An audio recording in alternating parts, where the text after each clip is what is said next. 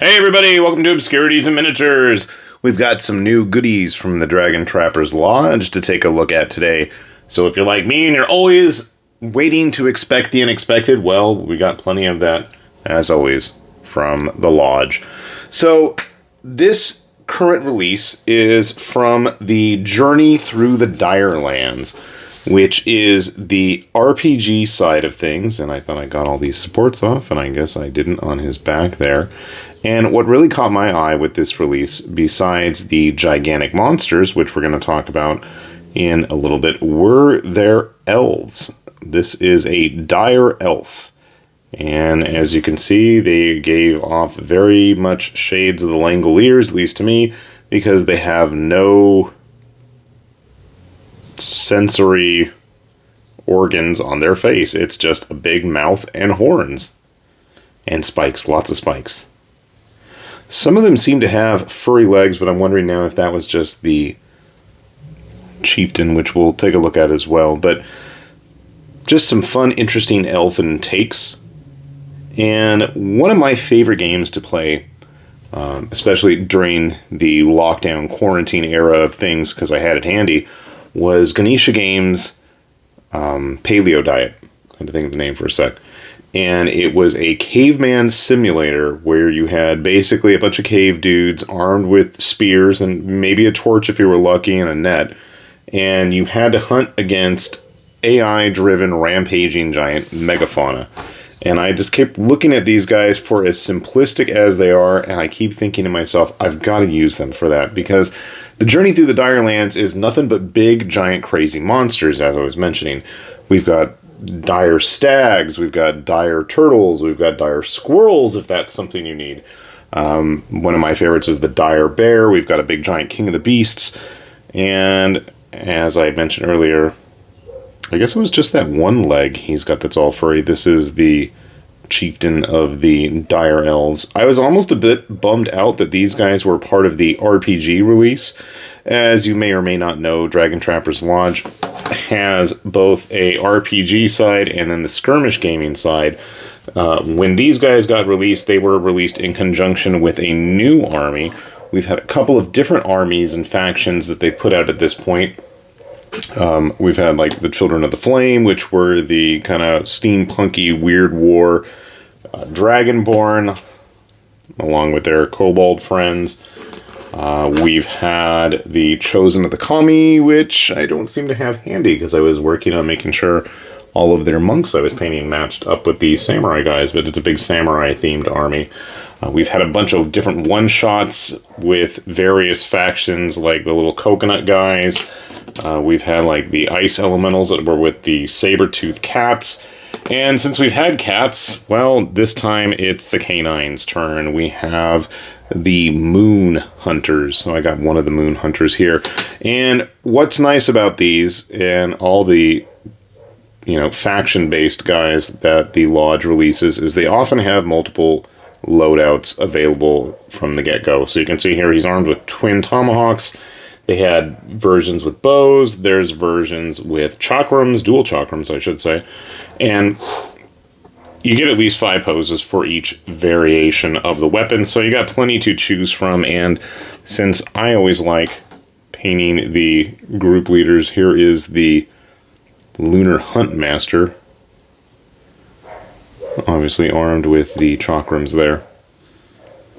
First I thought these were supposed to be flames, but one of the nice things about, actually doing this and showing them on video, besides the fact that I did not do the best job of cleaning up those supports when I removed them, you can actually see what the backs of some of these figures looks like. Sometimes we get some 360, sometimes we get some shots of the back, but often it seems like we are left wondering. We'll wonder no more.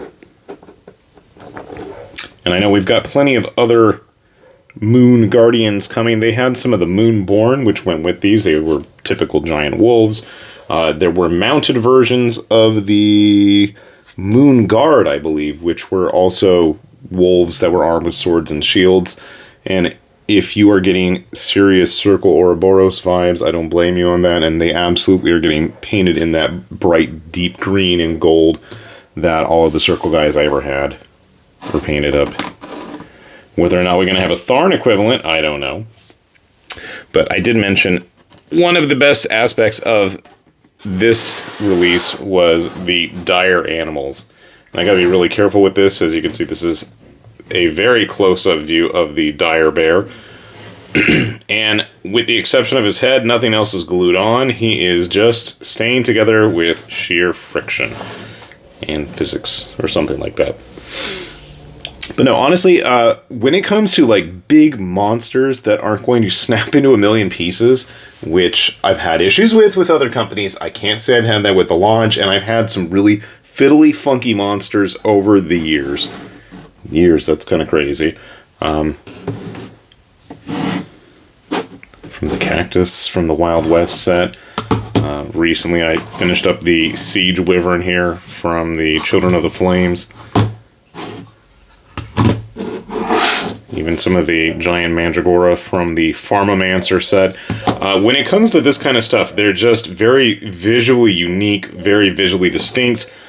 The part breakdowns are quite simple and easy to work with, and the models themselves end up being really nice and impressive. So like I said, for whatever reason, my stupid printer, and I'm at the point where I think I probably am going to have to start thinking about getting a new one unless somebody can help me magically figure out what in the heck I'm not doing correctly, because I have yet to change my settings. For the most part, up until like the last few months, everything has been flawless. There's no dead spots, but now it wants to peel off in certain areas. Doesn't matter the resin I've tried different batches, different temperatures, everything wants to peel off. So I'm like super paranoid about printing bigger stuff. And I gotta say, with some of the concept art that the Dragon Trappers launch has shown off for upcoming sets, there's some really cool big stuff coming in. I can't resist. So I'm gonna have to figure that out. But yeah, big, impressive, easy to paint monsters. You cannot go wrong. And honestly, like I said, once I get things figured out, I'm absolutely going to be printing up some of the squirrels and a stag or two for some various huntable creatures for Paleo Diet. I haven't played it in some time. Last time I played it was with the old Reaper Bones cavemen and various plastic minis, just because my kids were so little at the time. And considering one of them's graduating high school already, oh my gosh, how time has flown. I figure we can graduate to bigger and more impressive pieces. So that is definitely something that the Lodge has in spades. And if you haven't had a chance to check any of that out, as always, we will have those links down below. And while they usually have RPG modules to go with the more RPG-oriented stuff, there are also wargaming rules for all of the actual army factions. So if you have that typical complaint that I've always heard people say, well, I don't know what to use them as. Well, guess what? They already have rules written for them, so you don't have to worry about that. And you can see here, yeah.